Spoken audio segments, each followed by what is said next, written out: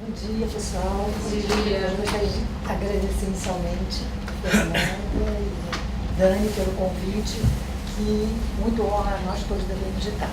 Bem, hoje nós estamos aqui no início, como ela falou, o Rodrigo, o Alan e a Gabriela. Eles são parte da nossa equipe da Biblioteca Digital, uma equipe jovem, uma equipe interdisciplinar. Nós temos arquivistas, bibliotecários, historiadores, fotógrafos. Rodrigo é geógrafo.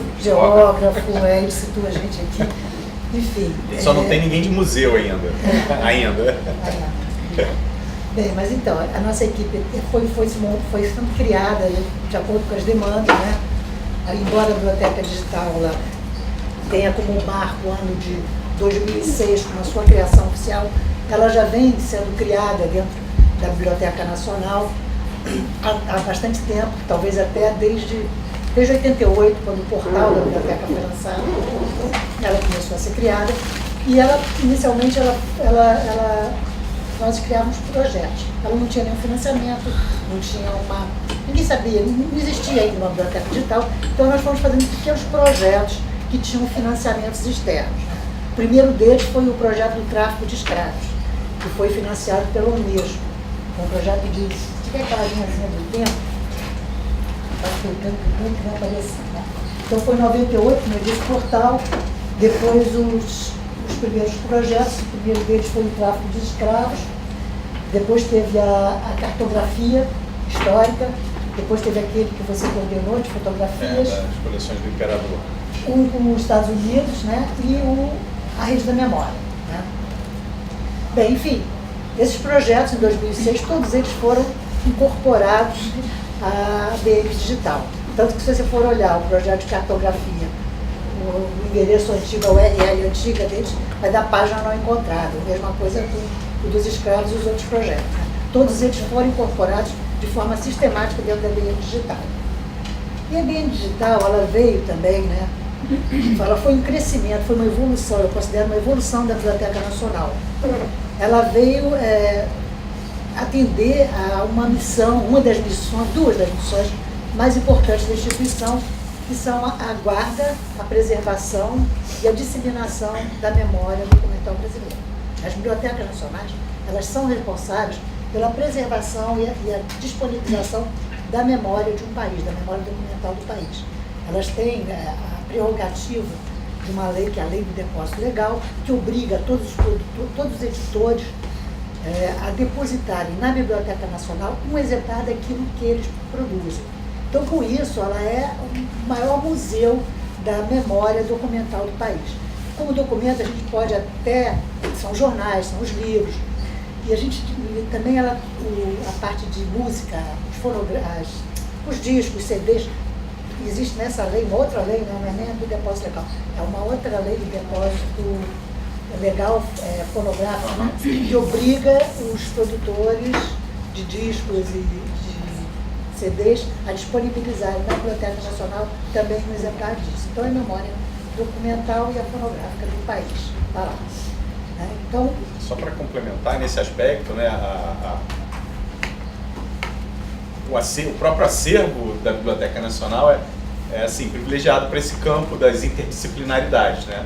A gente tem, apesar da biblioteca, por ser uma biblioteca, ter uma abordagem no tratamento da informação, um viés mais biblioteconômico, a gente, ao longo dos 200 anos de existência, a gente se deparou com as questões relativas a tratar acervos arquivísticos e museológicos que compõem o acervo da biblioteca. O acervo da Biblioteca Nacional já é um acervo muito anterior à própria Biblioteca Nacional. Só para quem não sabe, ele veio, o núcleo fundador veio da Biblioteca Real de Portugal, com a transferência da corte para cá, e isso, com a independência, isso foi pago ao reino, né? Acho que existe uma conta aí que, sei lá, acho que 70% do dinheiro de indenização que o Brasil pagou era relativo à compra da Real Biblioteca. A primeira dívida que nós contraímos, que o país contraiu, foi comprando a biblioteca, em 1825, né? Uma coisa acho que a coleção inicial, que veio de Portugal, ela era composta mais ou menos de 60 mil peças, né? E além de documentos arquivísticos, gravura, iconográficos, né? Periódicos, jornais, tudo, também tinham moedas. Né? Essas moedas depois saíram da biblioteca e foram para o museu. Isso. E ficou mais o acervo documental. Com a volta da família real, muitos documentos voltaram também para Portugal. Teve a famosa questão bibliográfica, né? Que eles queriam, Dom João VI, não Dom João VI, mas que Dom João VI achava que o Brasil talvez continuasse sempre, fosse pertencer para sempre, para Portugal, inclusive deixou o filho aqui. Mas o bibliotecário lá, o padre que era bibliotecário, não sei o nome dele, ele levou com ele muitos manuscritos de volta para Portugal. Mas grandes preciosidades ficaram aqui. Uma delas é a Bíblia de Borgonça, a primeira edição dos Lusíadas. Né? Quando os portugueses vêm aqui visitar a biblioteca, eles deparam com esse acervo precioso, que foi um dia deles, eles ficam assim um pouco nervosos e revoltados. Por que está aqui? Outras coisas foram levadas, né?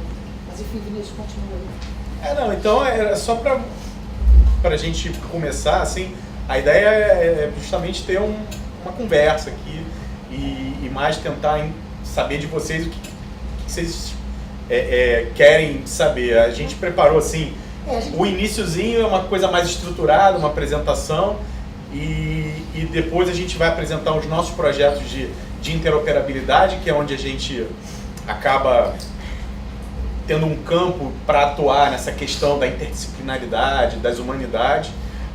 E aí, de repente, depois disso, a gente faz alguma coisa ao vivo aqui, assim, a gente entra em algum lugar, mostra uma entrada de dados, faz uma pesquisa, a gente, em algum momento, dá uma pausa para ir ao banheiro, tomar um café ali, e aí, na volta, eu vou mostrar que é uma parte mais legal, assim, que quando a gente foi convidado, eu falei, poxa, eu vou mostrar o outro lado, assim, vou mostrar um pouco da nossa interação com o usuário, assim.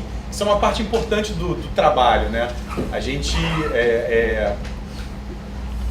na BN Digital, a gente tem muito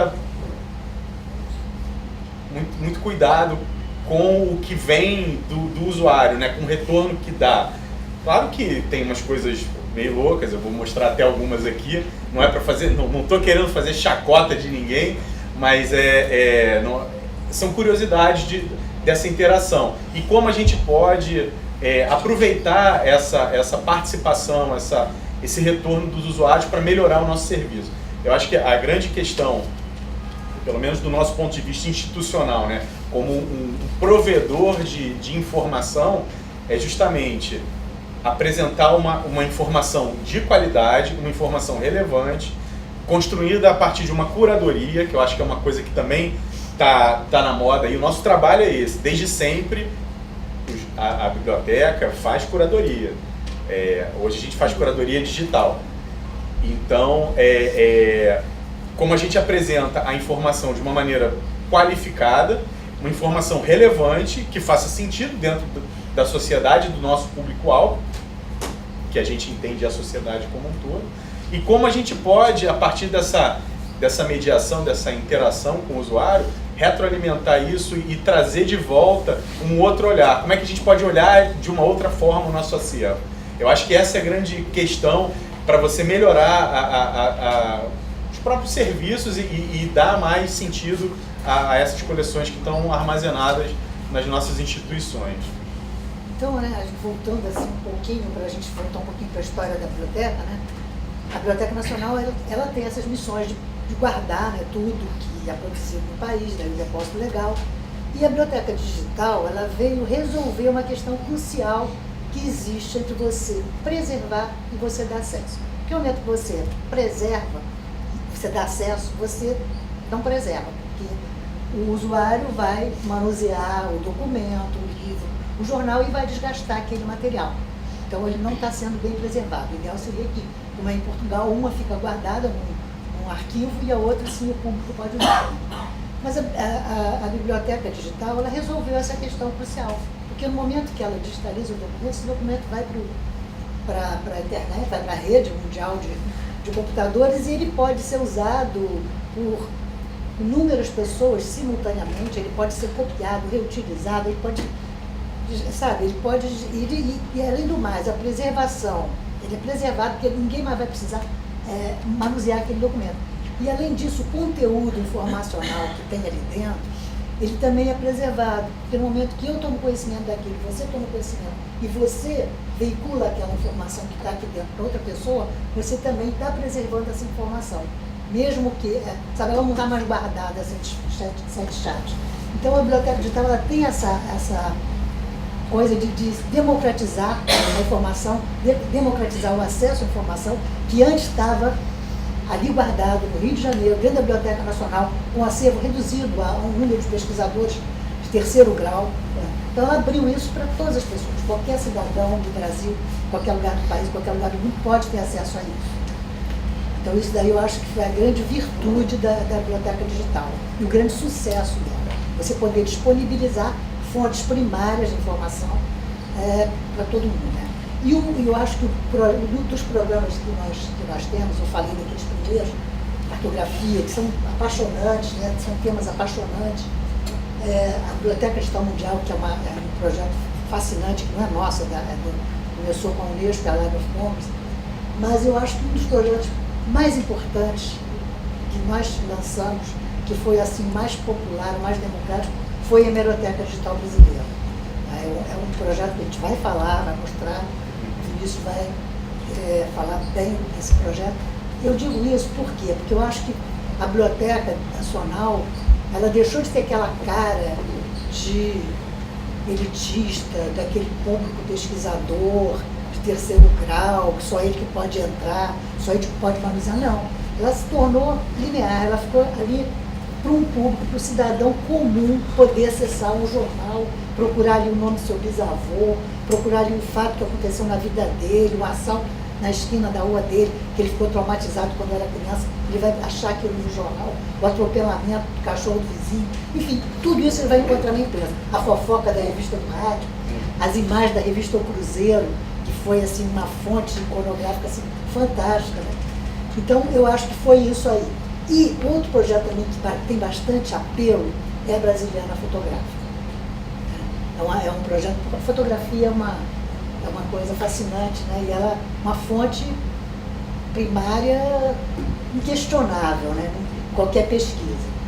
Então eu acho que esse projeto da Hemeroteca, o projeto da Brasiliana Fotográfica, e esse ano nós vamos lançar a Brasiliana Iconográfica, eu acho que eles são fundamentais e são tipos de curadoria digital que eu acredito modernas, eu acredito que é o que deve ser feito, porque não é uma curadoria de você pegar um monte de imagens, jogar para o usuário ver e fazer o que quiser com aquilo, não.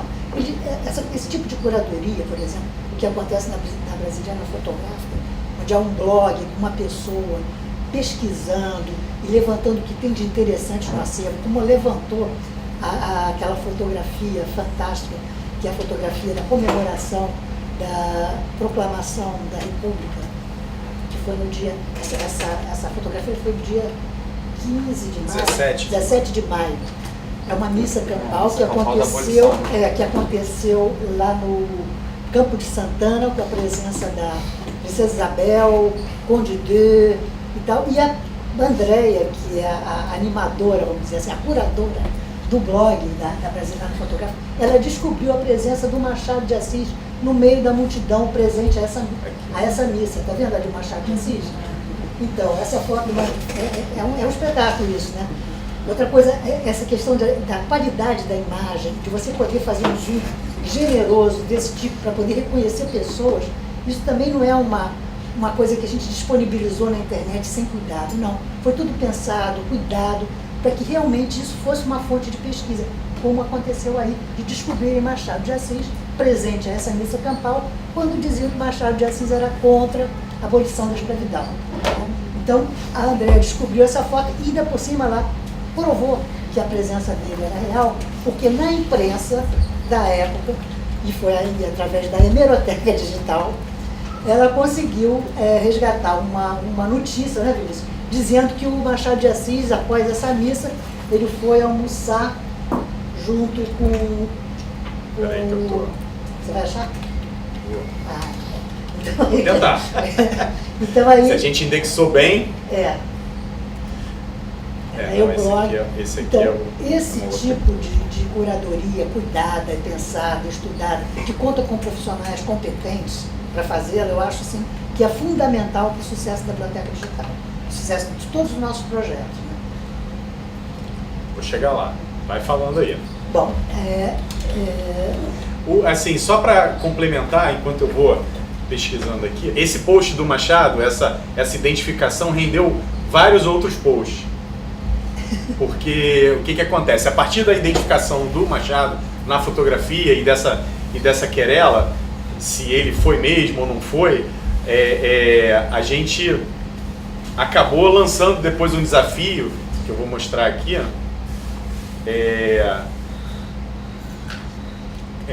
a gente lançou um desafio para o público fazer novas identificações. Então a gente destacou aquela área principal do palanque, esmaeceu a fotografia. Vamos botar a fofoca.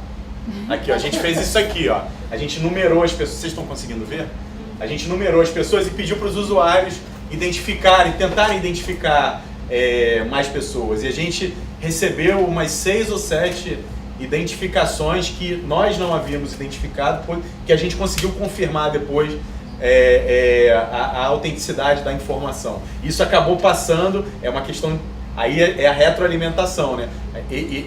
Essas identificações acabaram voltando e constituindo uma informação nova num registro que estava aí. Essa foto tem 200 anos, sei lá.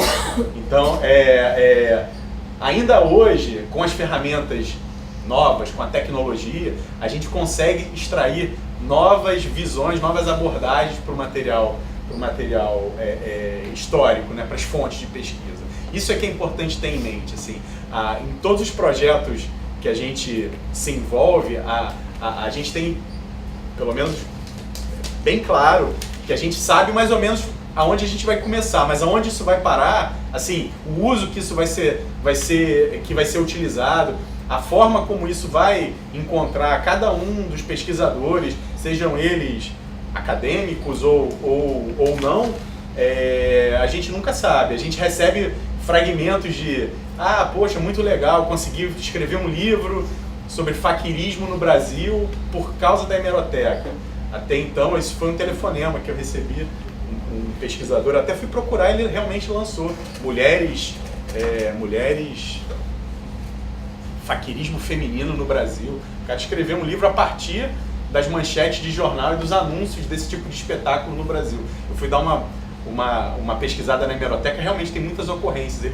Ele disse, cara, eu pesquisava isso há 5 anos e tinha conseguido encontrar, sei lá, 5, 6 registros em periódico. A pesquisa em jornal, a pesquisa tradicional em jornal é cruel, né? Se vocês já pesquisaram, ou você vai pegar volumes enormes, papel acidificado, quebrando na tua mão, você lendo aquilo, ou rinite, ou aspirar aquilo, ou você vai para uma máquina de microfilme, uma leitora de microfilme, que é aquela coisa que em 2 horas você já não está lendo mais nada, não está enxergando mais nada. Quando você avança, aquele corre para cá, corre para lá, você tem que voltar, encontrar a página. Então, assim, eu acho que esses dois são os projetos de maior, os programas, né, agora, de maior repercussão da biblioteca, demonstrado por números, né, que são a Hemeroteca e a Brasiliana Fotográfica. Eles são sucesso, não é por acaso, assim, é porque a gente conseguiu, na construção, na concepção conceitual daquilo, trazer algo novo e que fosse ao encontro do que o público esperava, né? Do que o público queria. Isso era uma demanda que talvez, alguns anos atrás, tecnologicamente, a gente não tivesse possibilidade de fazer, mas hoje a gente conseguiu. A hemeroteca claramente é a busca por palavra no conteúdo total dos jornais, com qualidade. Uma ferramenta que a gente encontrou foi meio que todo o projeto da hemeroteca, né? Mas um bom destino pro público. Todo o projeto da hemeroteca foi meio que esse sim caiu do céu. A gente recebeu um telefonema de alguém da FINEP que tinha um dinheiro para patrocinar um projeto. Começou nem assim, né? Começou com disse-me-disse que alguém do Ministério da Cultura, o presidente da Biblioteca Nacional, na ocasião, o ministro André de Araújo Cabral, ele ouviu dizer, chegou aos ouvidos dele, na academia, que alguém do Ministério da Cultura estava dizendo que era mais fácil pesquisar jornais em São Paulo, na Unicamp, em São Paulo, do que na própria Biblioteca Nacional. Isso é um absurdo. A Biblioteca Nacional, o Ministério da Cultura, sendo preterida pela pesquisa lá na Unicamp. A Unicamp era melhor do que a Biblioteca Nacional. Aí o ministro sabia que eu cuidava das bases de dados naquela época. Me chamou e falou, mas que história é essa? Você pesquisa jornal na São Paulo, melhor que no Rio de Janeiro? Eu falei, mas não sei o que é isso, não sei quem disse, ninguém sabia. Estou eu um dia lá no IPIC, tinha um prédio do IPIC, assistindo uma palestra que tinha um pessoal do Ministério da Cultura, e eu vejo essa mesma frase sendo dita.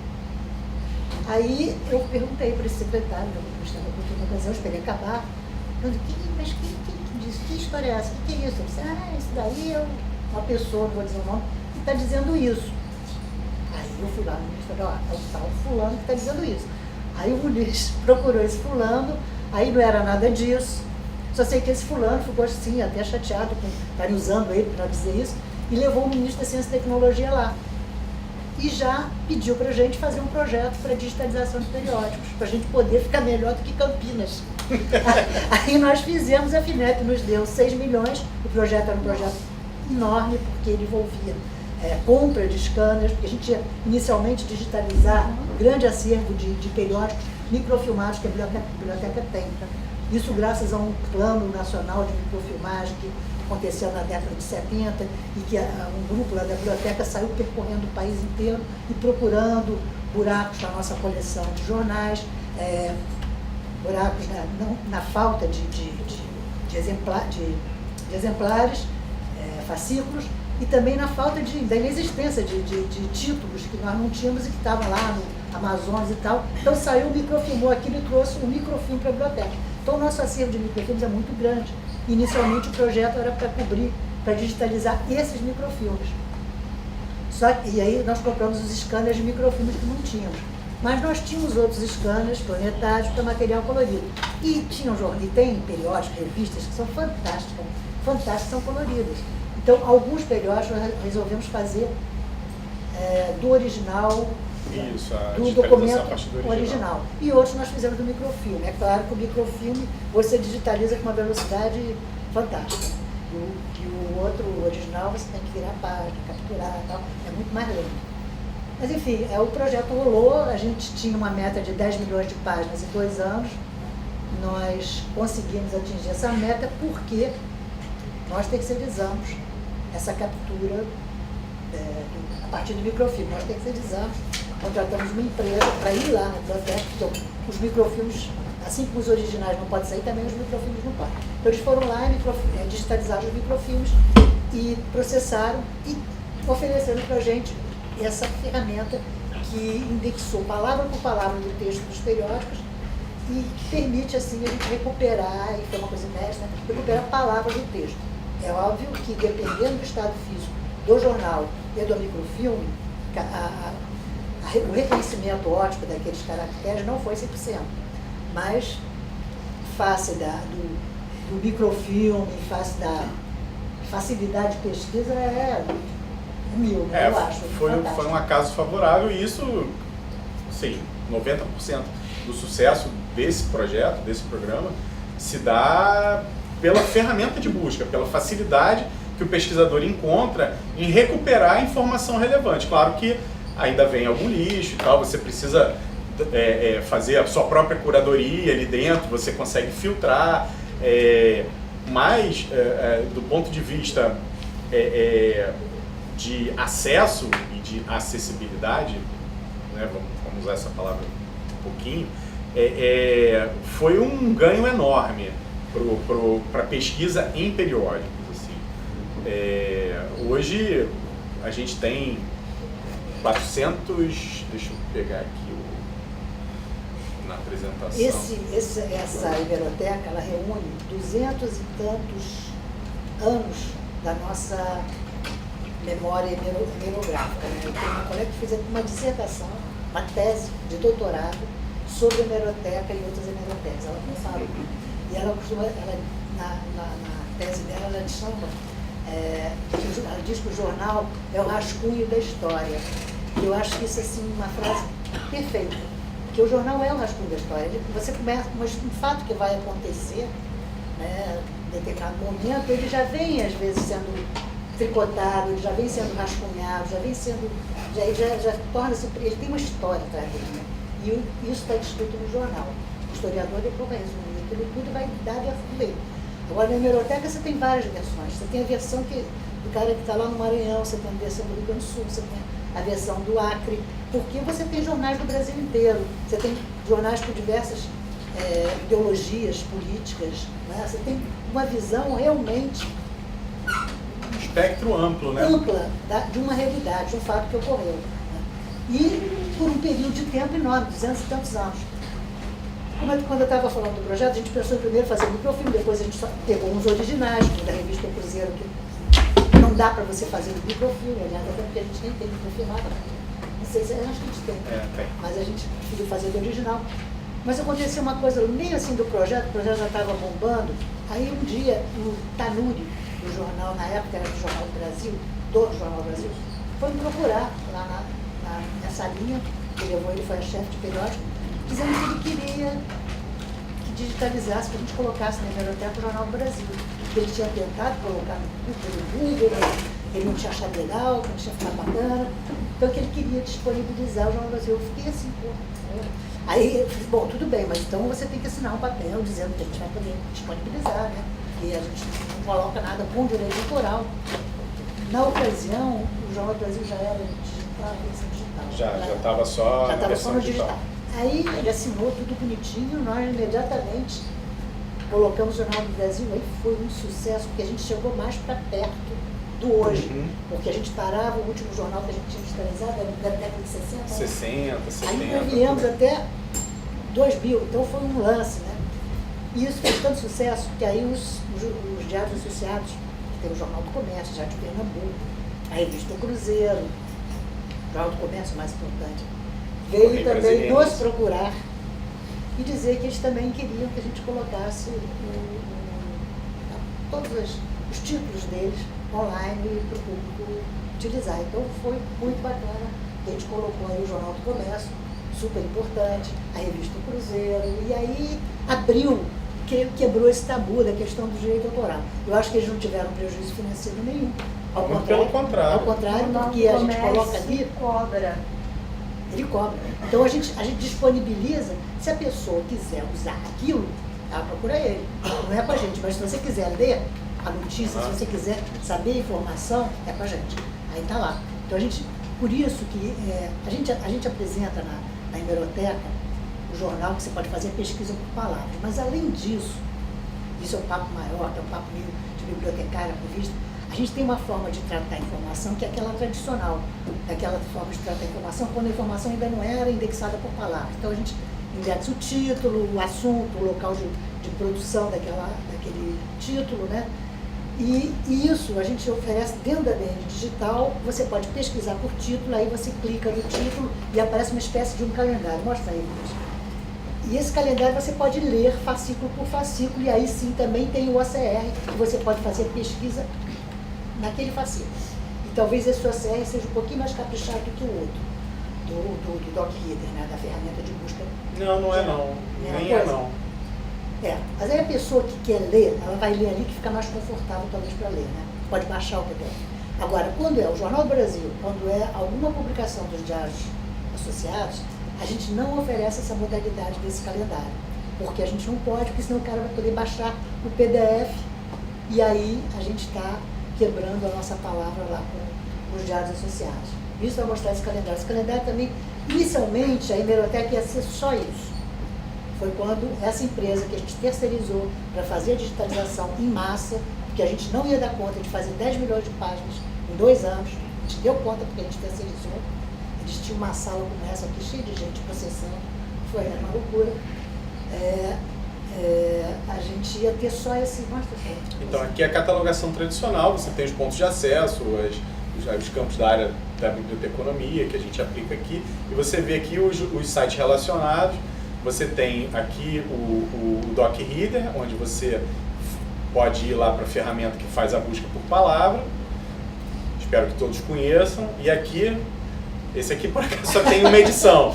Eu gosto de botar o Correio da Manhã, E aí você abrindo aqui, você abre o PDF, ele também é ocerizado, você consegue fazer a busca por palavra aqui dentro dessa edição. Você pode baixar.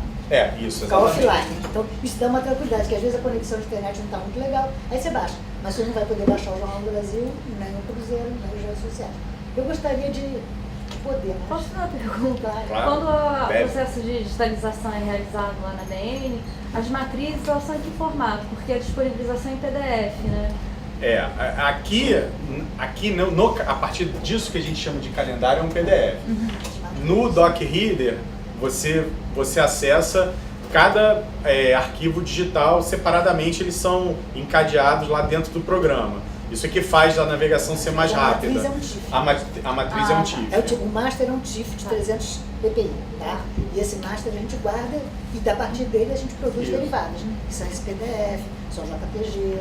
Isso não só na hemeroteca, para todos os acervos, independente se eles são digitalizados a partir do microfilme ou do original.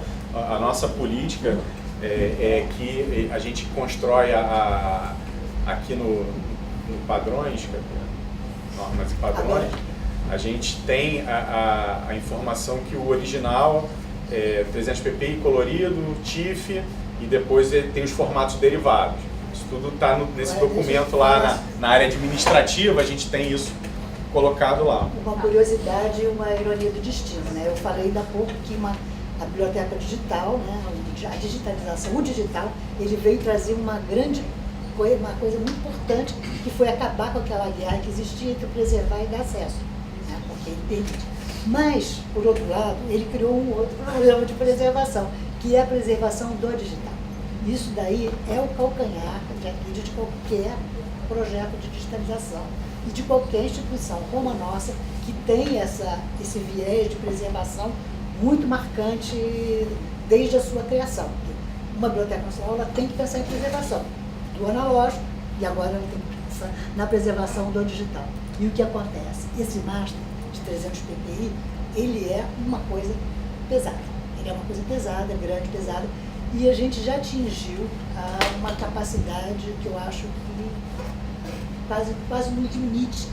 Nós construímos um data center financiado pela BNDES, com história de lá dentro, que já morreu, já colocamos outro, e já atingimos nosso limite. Hoje em dia, a questão da preservação do digital, ela não é mais feita nessa forma de você criar e comprar equipamentos caríssimos, ela é feita com serviços de nuvem para armazenagem. O próprio governo instrui as instituições públicas a fazê-lo. No entanto, ainda não existe o know-how para fazer isso. A gente não sabe como contratar um serviço de nuvem. Geralmente tem que ser no Brasil, um serviço de nuvem, uma nuvem brasileira. Como é que a gente vai fazer para pagar isso? De repente, um ano a gente tem dinheiro, no ano seguinte a gente não tem. Esses preços são todos mais ou menos pactuados em dólar. Como é que você vai fazer se o dólar subir? Entendeu? Então, é muito difícil uma instituição que conta com um orçamento, que até agora acho que não saiu desse ano, como é que a gente vai pagar essa nuvem? O cara pode simplesmente fazer uma tempestade e chover com todos os nossos bits e bytes que estão lá armazenados, entendeu? Com os nossos 300 terabytes de arquivos master. Então, é uma preocupação muito grande, muito grande. É fácil a gente preservar as derivadas. As derivadas são muito menores do que as master, mas as master é que são um grande problema. E a gente não consegue aqui uma política dentro desse país que pense em preservação da memória digital. Eles querem que a gente digitalize. O digital, sem dúvida, é a melhor maneira de você armazenar as fontes primárias de memória, preservá-las. Porém, tem que preservar o digital também. Senão vai ser um esforço todo jogado fora. A gente vai ter que redigitalizar. Eu gosto de dizer assim, que é sempre um exercício muito grande e muito desgastante você convencer os seus gestores, né? Se todos vocês trabalham em instituições públicas, da importância da preservação digital e de você implementar uma política séria e a longo prazo para isso. E eu entendo um pouco por quê, assim, porque quando você... Imagina eu chegando para o gestor e falando assim, olha, eu preciso de uma quantidade de dinheiro que não é pequena, por ano para fazer a preservação digital. Aí, tá, mas o que isso vai trazer? Não, vai trazer que você vai continuar tendo o que você já tem. Não tem nada novo, isso não dá Ibope, isso não é a missa campal, isso não são os 3 milhões de acessos da hemeroteca, isso não são os 500 mil acessos da Brasiliana Fotográfica. Não é isso, é assim, você vai ter o que você já tem para sempre. Para o gestor, né, para o bom gestor, claro que ele vai entender isso, que vai comprar essa ideia. Mas é difícil mesmo, é uma tarefa complicada de convencimento, né? Principalmente quando a gente observa, a gente aqui está numa casa que estuda essa questão das políticas econômicas, né? A FGV tem vários estudos sérios sobre isso. É assim, você precisa convencer o cara que faz o orçamento, que não é o técnico. A gente que trabalha lá na linha de frente com a memória, a gente sabe o que a gente está fazendo. Mas o cara do orçamento, o cara que trabalha com os números, ele quer fechar a conta no fim do ano. E cada vez mais ele quer te apertar. Olha, não, a gente precisa ser mais eficiente, a gente precisa reduzir custos. Só que os custos de preservação numa escala como a que a Biblioteca Nacional tem hoje, a BN Digital tem, com o crescimento que a gente tem, é um custo que aumenta todo ano. Isso não tem mágica, não tem uma fórmula assim, não, vou fazer uma solução baratinha aqui para resolver. Tem, mas pode não resolver, e a gente lida com risco todo dia. Né? A gente está lá hoje com o nosso storage, tem capacidade para 300 terabytes, já está no gargalo, a gente enxuga gelo, eu apago bits e bytes aqui, vamos trabalhar, move daqui para lá. A gente está pensando em soluções, por exemplo, esse TIFF que a gente armazena, ele tem um tamanho X. A gente está estudando o JPEG 2000. O JPEG 2000, ele tem 1/3 do tamanho do TIFF, né? Isso. Mas a gente tem medo de arriscar, a gente precisa de ter mais segurança para tomar uma medida dessa. Entendeu? Precisa ver o que está acontecendo no mundo, né? Então a gente está pesquisando formas. A gente tem um grupo de trabalho de preservação digital a longo prazo, que a gente está querendo fundamentar uma política de preservação do digital.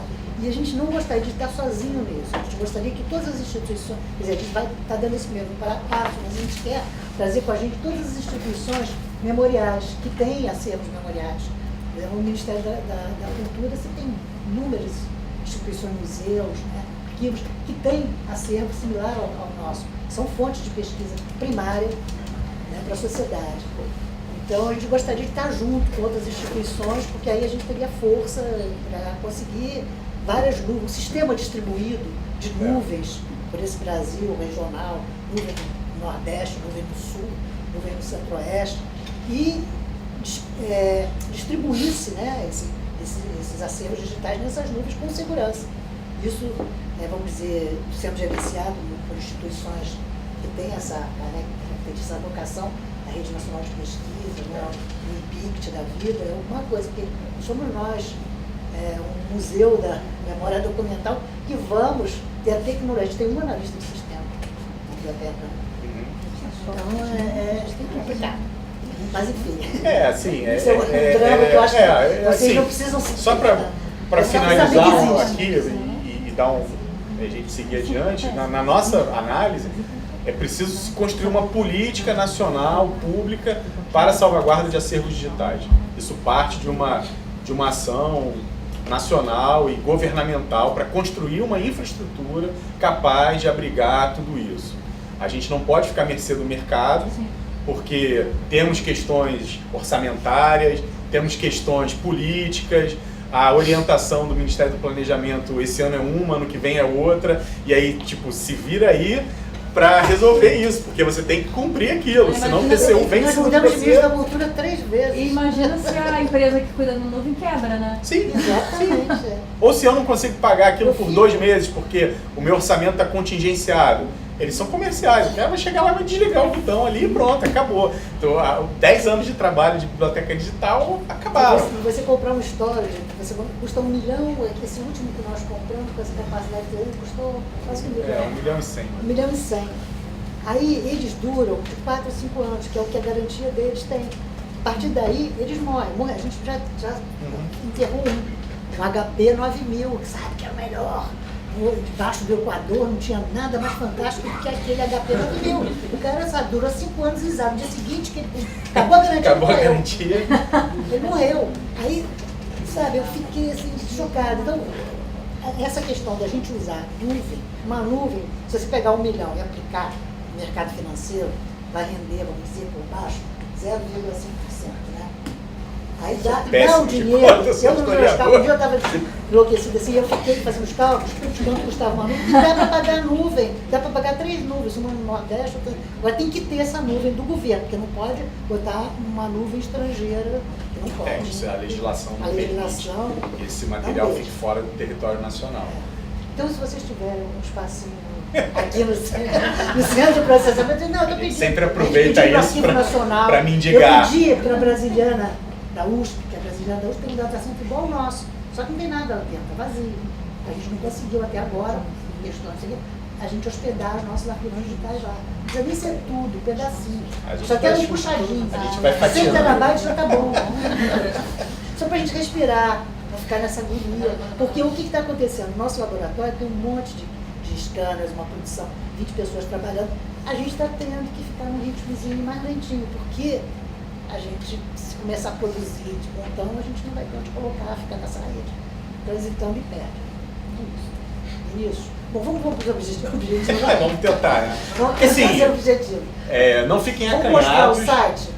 Não fiquem... Porque o site tem uma curadoria digital bacana. Isso. A gente já falou que, mais ou menos, a questão do tratamento da informação, eu acho meio chato falar isso, que é o meu lado bibliotecário, que a gente usa padrões. Para a gente tratar a rede digital, a gente não faz de qualquer jeito. A gente procura seguir os padrões que já existem, padrões internacionais do tratamento da informação. Se o bibliotecário tem padrões que já vem, a Biblioteca Nacional há 200 anos, utilizando padrões para catalogar os livros, catalogar os manuscritos, catalogar os periódicos, a biblioteca digital, ela também utiliza padrões. E utiliza padrões internacionais. Já fomos buscar lá fora. Nós não temos intenção nenhuma de inventar a roda. Então, até por uma questão da gente poder interoperar com outras bibliotecas digitais, a gente procura utilizar os mesmos padrões ou a coisa mais similar ao que eles utilizam, para a gente poder conversar com outras instituições. Né? Então, aí por isso que a gente consegue conversar com a Biblioteca Digital Mundial, com a Biblioteca Nacional da França, com a Biblioteca Hispano-Americana e conversar com projetos internacionais. Tá? Então, a gente usa um padrão que é muito conhecido, que não foi feito por bibliotecários, foi feito por uma equipe interdisciplinar de pesquisadores, tinha médico, cientista, físico, bibliotecário, arquivista, que chama o padrão Dublin Core, que são 15 elementos fáceis de você, 15 elementos para você descrever e identificar os objetos digitais na web. Tá? São super fáceis, é autor, título, colaborador, data, assuntos. Dublin Core. Dublin Core. Vem de Dublin, não, é uma cidade nos Estados Unidos, Ohio. Uma cidadezinha desse tamanho, mas lá não é na Irlanda, não. Lá tem um centro maior centro biblioteconômico, um centro de catalogação retrospectiva, de pesquisa na área de biblioteconomia, bibliotecomunicação, arquivologia. Né? Então, nessa cidade, reuniu-se essa equipe interdisciplinar e lá eles traçaram, discutiram por vários dias, né, essa questão, como é que a gente vai identificar os objetos digitais na web. Isso foi no início da web, né, os primórdios. Aí eles chegaram a esse padrão, bem simples, qualquer pesquisador que produza, por exemplo, um médico escreveu uma dissertação e ele quer colocar isso na web, ele vai colocar isso descrevendo com esses metadados do padrão Dublin Core. Tá? Depois esse padrão evoluiu e ele surgiu o Dublin Core qualificado, que aí já tem mais penduricários, né? Para dizer, o autor, que tipo de autor, a data, que tipo de data, ele já tem essas perguntas, ele é mais específico. Mas enfim, a gente segue esse padrão. E existem outros padrões e protocolos que permitem você interoperar na web. O mais famoso dele é o OAI-PNH, que é um padrão que foi desenvolvido pela Iniciativa dos Arquivos Abertos. E esse padrão, ele faz com que o meu repositório possa conversar com o seu repositório, automaticamente. Ou seja, o meu repositório está aberto a este protocolo, que é uma série de comandos. O seu repositório pode enxergar o meu repositório e extrair do meu repositório informações. Por exemplo, todas as informações todos esses registros bibliográficos, que o Vinícius mostrou um exemplo aí daquele jornal, todos esses metadados, quem é o autor, quem é o título, qual é o título, tudo isso ele pode capturar e levar para o sistema dele. E, inclusive, a imagem, o arquivo digital a ele relacionado. Tá? Então, isso são padrões de interoperabilidade entre sistemas de biblioteca. A Espanha vem aqui, a Biblioteca Hispano-Americana, vem aqui na Biblioteca Nacional e coleta todas as informações da Biblioteca Nacional do nosso acervo digital e leva para lá e põe no repositório hispano-americano. A Biblioteca Digital Luso Brasileira, que a gente vai mostrar mais adiante, faz a mesma coisa. Nós vamos a Portugal, coletamos todos os metadados, todas as informações portuguesas, os arquivos digitais portugueses e trazemos para cá e exibimos no único portal. É uma forma de você integrar portais, integrar repositórios digitais. Tá? Esse é um dos programas que nós temos, que é a Biblioteca Digital Luso Brasileira. Então a gente vai, vamos assim, só para organizar a cabeça. Falamos da hemeroteca e vamos falar mais detalhadamente. Falamos da Brasiliana Fotográfica, agora da Digital Luso Brasileira. Mas tem a rede memória. Tem a rede memória. É. Então agora eu acho que eu vou parar de fazer confusão. Acho que a gente já deu uma visão geral. Eu vou abrir para você, porque a gente tem um portal, que eu acho que a gente poderia começar pelo portal. Porque no portal tem uma curadoria muito bacana, a gente tem exposições virtuais, dossiês, artigos, documento do dia, da semana. E quem cuida do nosso portal é o Rodrigo. Aí, o portal utiliza uma ferramenta livre, que é outro objetivo da Biblioteca Nacional Digital, é utilizar plataformas livres. Não só para o portal, como também para o repositório. Tá? A gente não está totalmente livre, mas a gente procura... Está caminhando para isso. A gente procura isso. Usabilidade também, todo o material que está lá, excetuando esses que ainda estão sob... ainda tem direitos autorais relacionados, pode ser reutilizado de forma livre, né, e gratuita. Deixa eu só ver se faltou alguma coisa que eu mostrei, mas não cheguei a falar. Essa é a estatística de acesso da hemeroteca digital. Eu tirei esse print ontem à noite. Então, nos últimos 30 dias, ela teve 3.737.138 páginas visualizadas em 30 dias. E você vê ali a curva, né? A gente tem picos de perto de 140 mil acessos dia, né? Com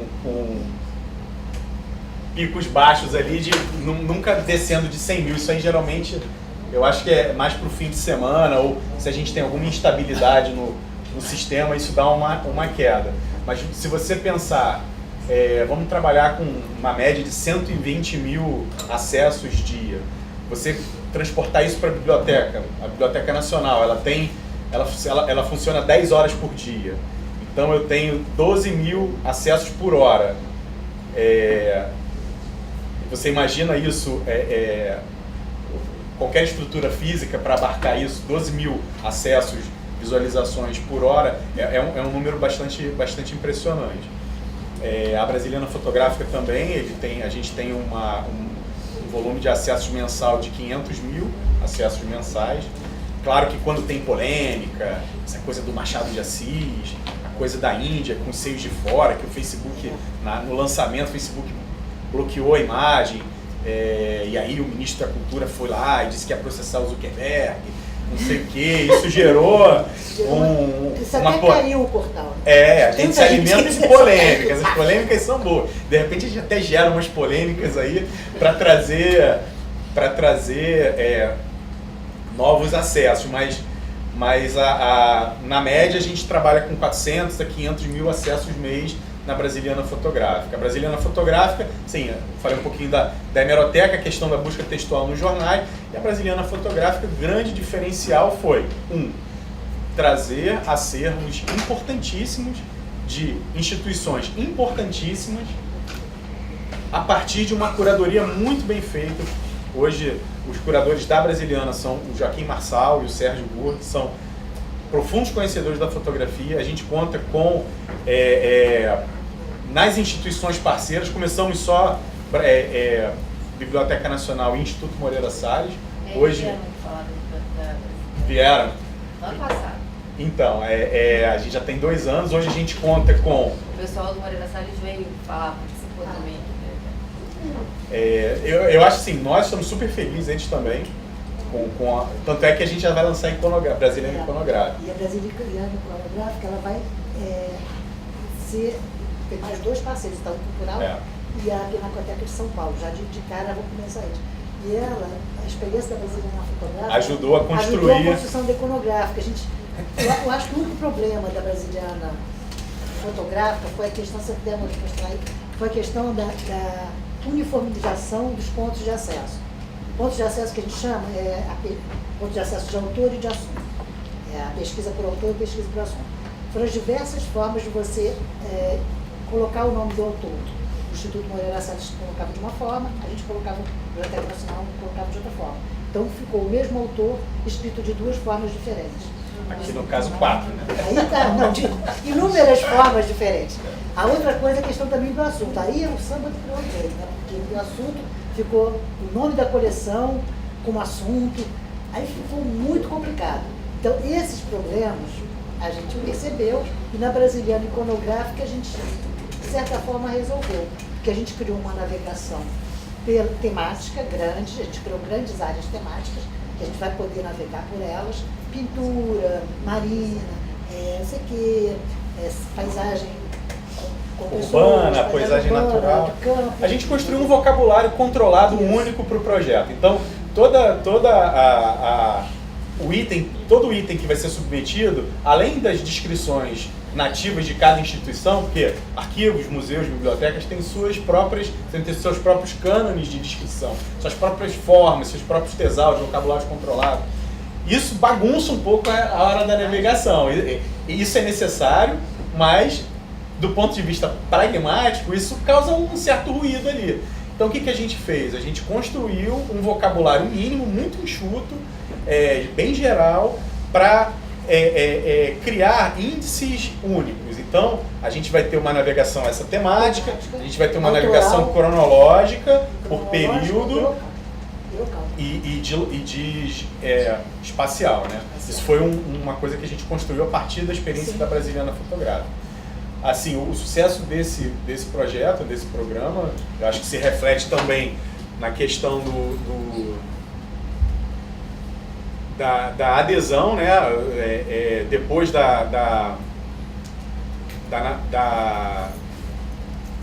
inauguração do portal, a gente já teve importantes adesões. Logo de cara, o Arquivo Geral da Cidade e o Leibniz Institute, que tem uma parceria com o IMS, a Diretoria do Patrimônio Histórico e Documentação da Marinha. E esse ano a gente tem o Arquivo Nacional, o Museu da República, está ali a Fátima e a Glaze, está entrando, conseguimos?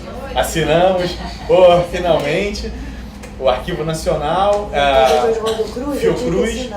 Oi? Eu tinha que assinar, eles vão mandar para lá, porque eu sou plano de trabalho, você esqueceu de pedir para assinar. Aí vai voltar, eu vou assinar porque correndo. Então a Fiocruz também está entrando e a gente já está em contatos bastante avançados com o Museu Aeroespacial, Casa de Rui Barbosa,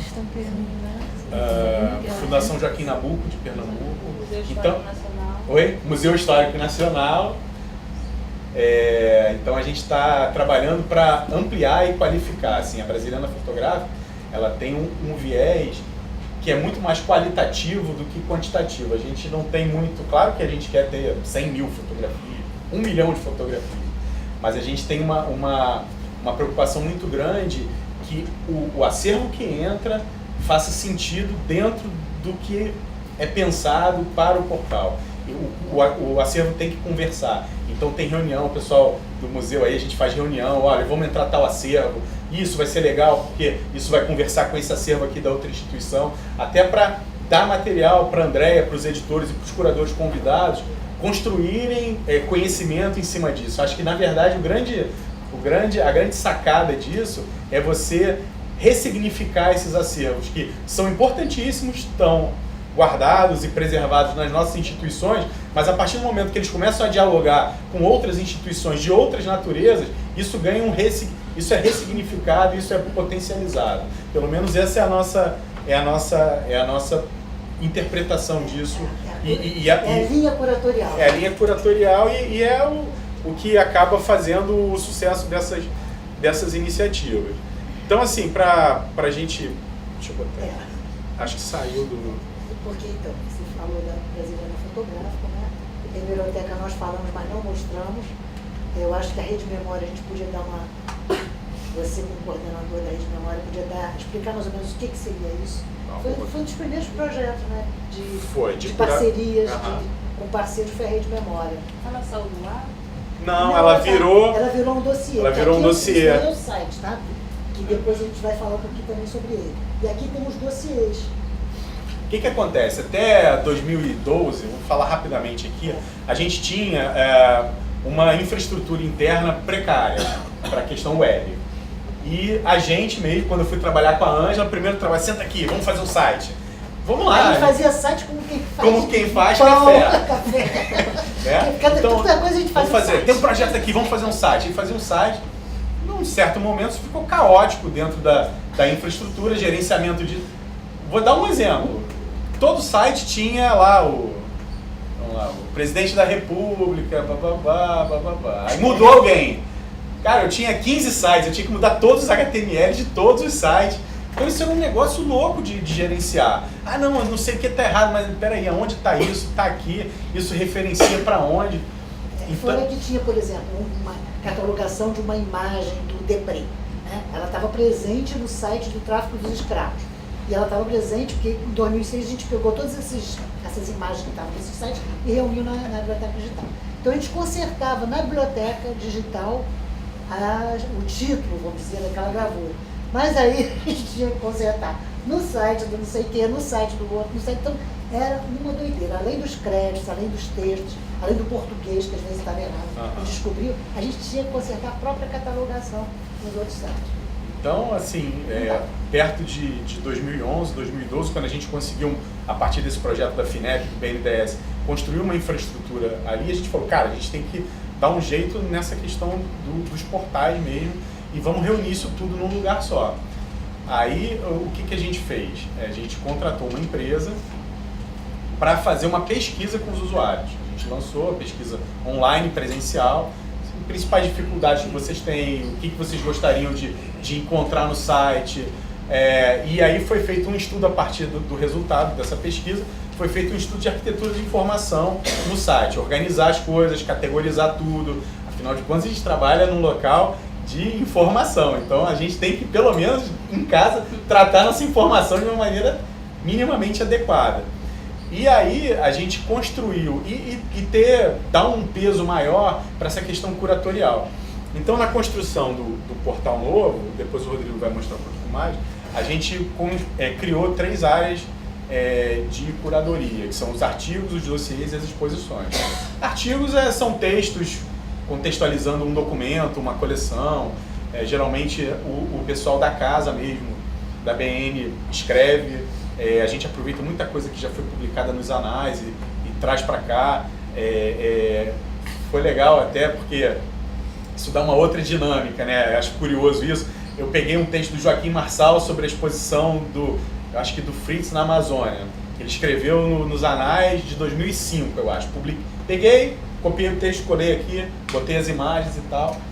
2 meses depois ele falou, tu botou meu negócio aí, o artigo, eu falei, não podia? Ele falou, não, claro que pode, não tem problema nenhum. Mas é que me ligaram da revista, de uma revista de ciências da USP, para eu escrever um artigo sobre esse artigo. Ele falou, cara, eu escrevi esse artigo em 2005, achando, cara, esse artigo era ótimo. Eu botei um monte de informação nova, inédita, que eu descobri na pesquisa e ninguém deu bola. Tu botou o negócio na internet e em 1 mês já estão me chamando para escrever em cima daquilo, para revisitar aquilo que eu nem lembrava direito o que estava ali. Então, assim, isso mostra um pouquinho o potencial disseminador desse meio aqui. A gente tem que ter, e a gente tem, e procura sempre passar isso. É uma coisa assim, até de web superfície, web profunda. Exatamente. Tudo que está aí no website da Biblioteca Nacional Digital, todos esses artigos, dossiês, etc., eles estão naquelas que a gente chama de web superfície, que é indexável por motores de busca. Já o que está dentro da base da hemeroteca, dentro da BN Digital, aquele calendário, aquela informação que está dentro da base de dados, está naquela web profunda, que os motores de busca não têm acesso a busca dentro de uma base de dados. Entendeu? Então, não aparece. Então, essa forma de você exibir as imagens que estão lá dentro da web profunda, na web de superfície, você dá uma visibilidade para elas espetacular. Os dossiês são mini sites dentro do site, geralmente com alinhamento temático, por efeméride ou por questões de divulgação. A Rede Memória foi o primeiro grande projeto de interoperabilidade que a gente fez e virou um programa e agora a gente está retrabalhando ele, mudou um pouquinho o viés, que era lá em 2006 ainda, né, pegar inicialmente o acervo da Biblioteca Nacional e construir textos inéditos escritos por especialistas em cima desse acervo. Para quê? Trazer um novo público para a biblioteca. O público de pesquisa já se resolve, ele chega lá, ele sabe onde pesquisar, ele sabe onde vai, ele sabe o que ele tem que pegar. O que a gente queria era trazer um público novo que tem até um pouco de receio, né?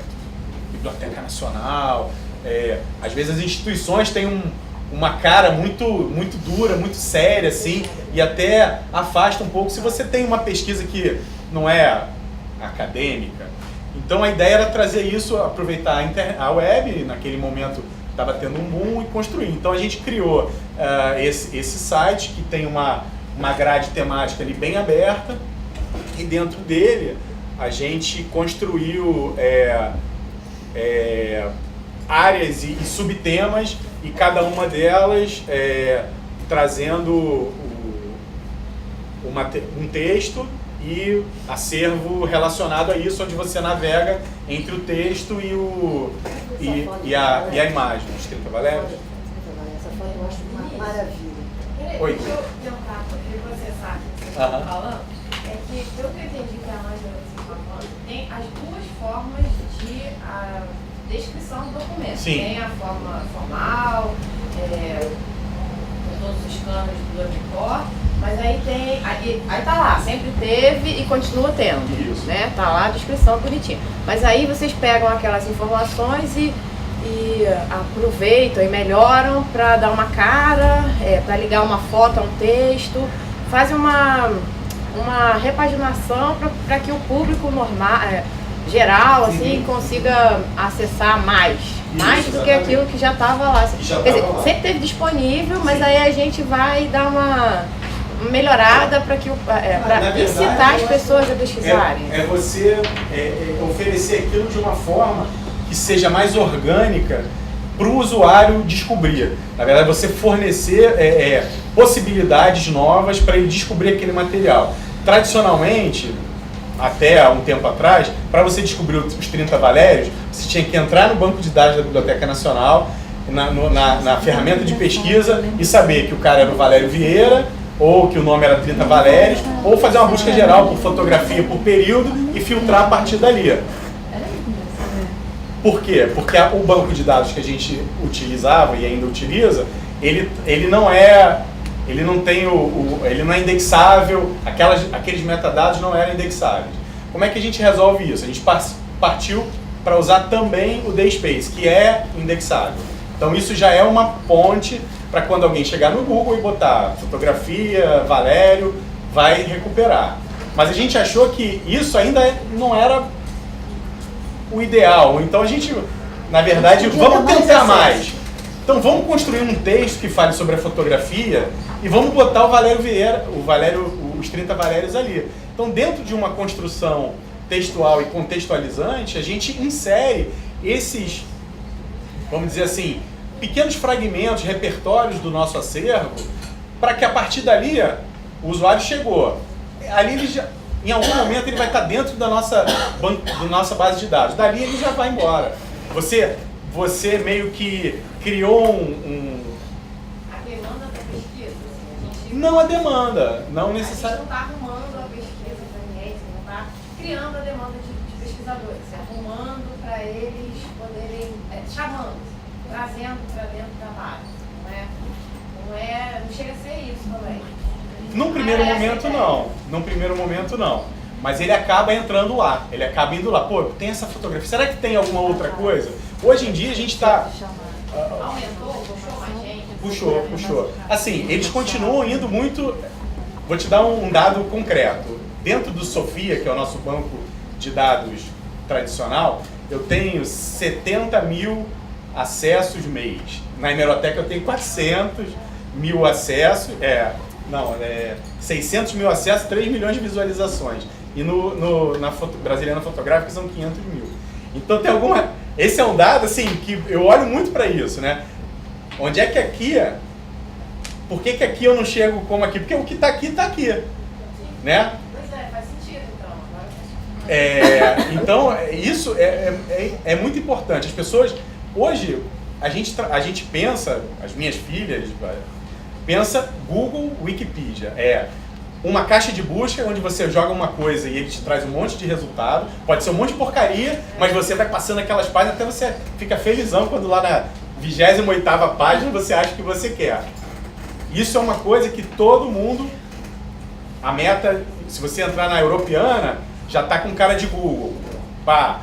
E a gente não vai ficar atrás. A gente tem que ir meio que trabalhando para se aproximar a isso. E o Wikipedia é navegar a partir de referências. Hoje o cara dá um clique aqui, aí isso leva ele para uma outra referência, vai para lá, vem para cá. Essa navegação caótica e não estruturada, né?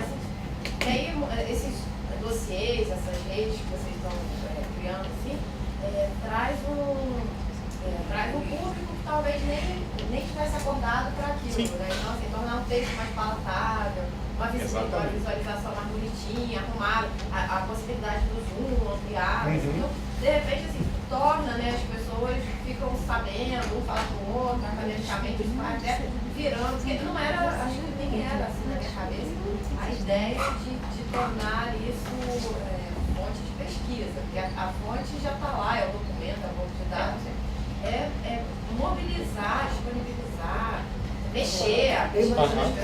Eu acho que é você dar uma informação de qualidade, né? Porque você está dentro de uma instituição como a biblioteca, é uma instituição de informação.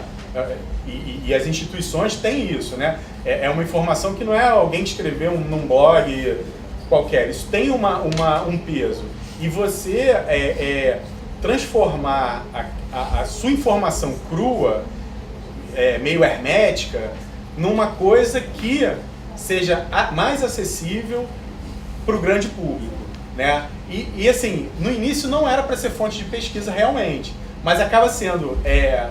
Os meus amigos que dão aula no 2º grau, eles falam, cara, de vez em quando eu peço um trabalho, o aluno vem com um texto lá da rede memória, o cara copia, cola, cita aquilo, bota a fonte, ou às vezes copia mesmo e diz que foi ele que escreveu, mas, pô, legal, pô, é isso aí, eu acho que é isso aí. A analogia que eu faço o seguinte, você entrou numa biblioteca, criança entrou numa biblioteca, ele encontrou, lembra aquele catálogo que tinha de opção de fichinha dentro, você abria a gavetinha, ficava procurando a informação ali dentro? Isso eu acho que é o catálogo esse que tem 70 mil acessos, é a base de dados. Então está lá, na profundidade do catálogo de informação. Mas nessa minha biblioteca você tem uma mesa grande, uma opção de livros abertos, uma opção de gravuras e tal, você tem as estantes, uma opção de lombadas, uma opção de informações. O garoto não vai querer nessa gavetinha, ele vai direto, a pessoa, o usuário, qualquer pessoa, vai direto nesses livros para olhar ali o que ele vai achar. Ele não vai procurar no catálogo. Não sabe o que ele quer ainda, então ele vai procurar ali. Então eu comparo, né, o site, esses dossiês, esses artigos, a esse apelo, visual, essa atração que a pessoa vai ter pelo que já está ali exposto. E ela não vai precisar ir procurar dentro da gavetinha uma coisa que ela não sabe nem o que é, para depois se amar. Não é assim que eu imagino. Sim, é porque acaba que a gente fica voltado para o pesquisador especializado, cara, que é acadêmico, a gente não quer deixar de fazer isso. Isso, também não pode. não, por exemplo. Mas a gente pode dar um plus. plus. As duas coisas. Exatamente. Estamos buscando um outro público, criando essa demanda para esse pesquisador, que é o garoto de 2º grau, sei lá, pessoas que não estão acostumadas com a fichinha lá. Sim, exatamente. O pesquisador tradicional, ele se resolve, ele vai lá, ele acha, ele pergunta, ele vai nas referências. A grande questão é que a gente precisa criar uma cultura, até porque se a gente fala em preservar, em divulgar, em ter mais visibilidade, a gente precisa que a sociedade como um todo entenda a importância da manutenção e da existência desses acervos. E só com os pesquisadores, o cara que vai lá, que vai fazer uma tese, talvez não seja suficiente. É preciso criar, e hoje é outro termo que está na moda, que é a educação patrimonial. É você olhar para aquilo e falar, poxa, isso reflete a cultura da minha sociedade. Isso tem significado para mim. E aí é um significado geral, a gente está na Biblioteca Nacional, mas é interessante você trabalhar com pequenos grupos, com temas específicos, tentando aproximar esse acervo e esse patrimônio cultural, essa herança cultural da sociedade. Porque é isso que vai gerar o apoio. Hoje em dia, a gente fala praticamente, BN faz greve. Afeta quem? Aos pesquisadores. Hoje tem a BN digital lá, se não desligar no servidor, o cara até consegue se resolver. Agora, a população, você vê os caras passando na rua, o que é aqui? O que vocês estão fazendo aqui? Ih, tá fechado. Então, assim, talvez os museus, eles tenham ainda, porque tem um foco maior em visitação, ainda tem um impacto maior. Mas o cara chega na porta do museu, ele está em greve, ele vai para a praia, ele vai para o shopping, né? Então, assim, a gente precisa construir estratégias para que a sociedade entenda a importância disso para ela. Só assim que a gente vai conseguir... Assim, minha culpa. Eu trabalho há mais de 20 anos em arquivo e ainda continuo pensando, falando dos pares. Sim. Né? Então, assim, a gente pensa em banco de dados, não sei o quê, e acha que está ótimo, acabou o ponto final do trabalho. Mas, assim, humanizar o acervo, e aí acho que esse tema que você trouxe pensar, refletir, rever o meu trabalho, discutir com os colegas, com a equipe. Então, assim, repensar o que a gente faz, o que a gente pode fazer melhor. Sim. E como tornar mais visível, porque além de se mostrar, né, que aí é o básico também para as outras pessoas conhecerem e pensar sobre, é também trazer a volta, né, o feedback, o que pensaram, qual a novidade, o que pode melhorar, o que não está bom. É um movimento interessante. Eu ainda não tinha captado esse negócio dos dossiês, esse monte de sites que vocês estavam falando, mas agora foi muito difícil. Eu acho que isso é importante para a gente. Assim, a gente não está aqui para ditar regra, a gente está contando um pouco da nossa experiência, da nossa trajetória. E em algum momento a gente entendeu que valia a pena ir por esse esforço. Claro que a gente tem ondas de, agora isso aí vai ficar um pouquinho de fora porque a gente tem uma outra prioridade. A gente trabalha, todo mundo trabalha com equipes super apertadas, com orçamentos super enxutos, então, mas a gente, isso está lá na cabeça. Poxa, o que eu preciso fazer, o que eu posso fazer agora que eu tenho, sei lá, 2 dias para fazer isso? Então, vou trabalhar um pouquinho nesse assunto aqui. Questões de inclusão, né? Eu não sei se, acho que eu vou falar logo agora. A gente tem estudado para a Brasiliana Fotográfica, investir na questão de acessibilidade e inclusão para que pessoas com dificuldade auditiva, com dificuldade, problemas de dificuldade visual, possa também ter acesso a isso. Audiodescrição, um pedacinho da coleção com descrição em libras. Então, a gente está vendo isso, estamos conversando com fundações especializadas para ver como é que a gente pode aproximar isso, mas é uma coisa que está no radar. É uma coisa que está no radar e que é um pouquinho disso aqui. Eu estou ampliando a minha gama de usuários e estou trazendo um serviço legal para um público que talvez hoje não seja o meu público, mas pode ser. Eles estão ali, eles produzem cultura, eles fazem parte da nossa sociedade, eles também têm isso tem esse direito, né? O então, Ministério da Cultura, o link agora, quando você vai cadastrar qualquer projeto para o link, se você não tiver alguma proposta de acessibilidade, e não é dizer assim, a acessibilidade é porque eu estou disponibilizando na internet. Não, é pegar a lei lá e ver que tipo de acessibilidade que a lei fala. Se você não colocar uma proposta para isso, você nem cadastra o projeto. O projeto fica voltando. Então, assim, o próprio Ministério da Cultura já exige, eu te patrocino, mas você tem que ter, além daquelas questões que eles já colocam, de que tem que ter gratuito, para professor, agora um dos itens que eles mais estão pegando, todos os projetos que são, que as pessoas pedem recurso, é a questão da acessibilidade. E as humanidades digitais, elas ajudam muito nesse sentido também, né?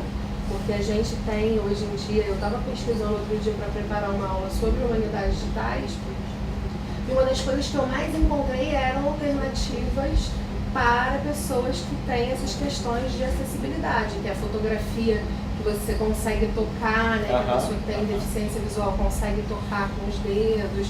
A questão da fotografia também, que tem a descrição falada para as pessoas que não podem ver. Então, tem, eu acho que é no Sul, tem um... Santa Maria. Tem um... A gente está conversando com eles. Estamos conversando com eles. É muito legal o projeto deles. Muito. Porque é isso, é uma fotografia. E aí não é uma legenda. O que eles falam não é assim, fulano está do lado do esquerdo de Cicrano. Não é isso, é descrever aquela imagem ali, dizer como é que é a roupa, como é que a pessoa está posicionada, para dar uma ideia de para quem não consegue visualizar aquilo ali, entender o que tem ali disponível, né? Isso é muito ter legal. acesso àquilo, né? Aqui na Brasiliana a gente tentou, a gente instalou um plugin, aqui no WordPress também a gente instalou um plugin de Libras, mas não funcionou, ele não funcionou direito. A gente está falando com algumas... tentando contato com o INES para ver como a gente pode, o que eles recomendam, como a gente pode trabalhar nessa questão da Libras. Eu conversei com a pessoa que é responsável lá pelo departamento da universidade, que trabalha com audiodescrição. Ela foi super solícita, ela falou, olha, a gente quer ajudar, a gente adora isso, a Brasiliana, é um projeto que a gente ama, a gente tem acervo fotográfico, a gente faz audiodescrição, isso tudo, a audiodescrição, isso eu nem sabia, ela que me falou, tem todo uma regra, não é assim, eu vou olhar aqui e vou falar, tem padrões para audiodescrição. Então a gente está pensando, vamos pegar um set de 50 fotografias e disponibilizar isso com audiodescrição. Na WDL, né? Na WDL tem. Na Biblioteca Digital Mundial eles têm essa audiodescrição e o mais legal é que nos 7 idiomas. 7 idiomas. Chinês, russo, árabe, português, francês, inglês e japonês. Russo. Russo, já falou.